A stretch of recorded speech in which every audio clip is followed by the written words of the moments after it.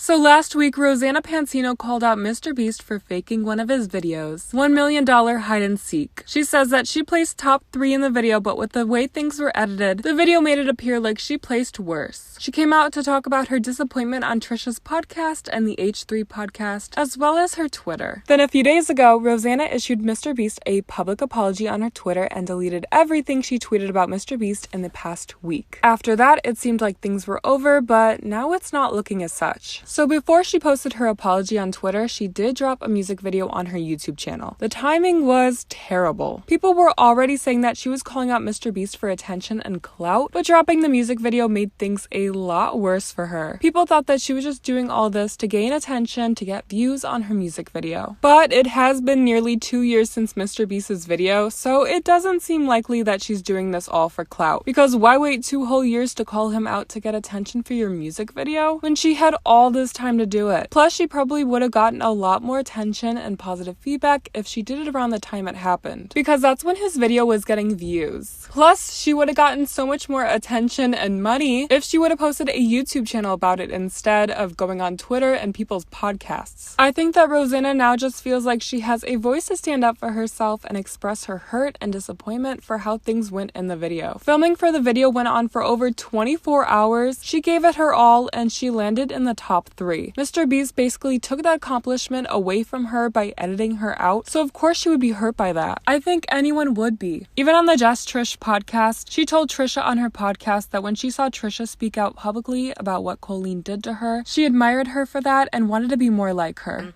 It's silly, and I love how brave you are. I think it's so brave of you to just say how you feel and speak your mind, and that's something that I really admire, and I think I want to do more of in my life, because all of my thoughts, I don't think that I'm a mean person. And I don't think that things I say are unreasonable the way I think about things. So I don't know why I haven't been more vocal publicly versus just privately. Yeah. You know, when I hang out with my friends, like when we hung out, even at my house, when we would, talk about what happened, with Colleen and stuff.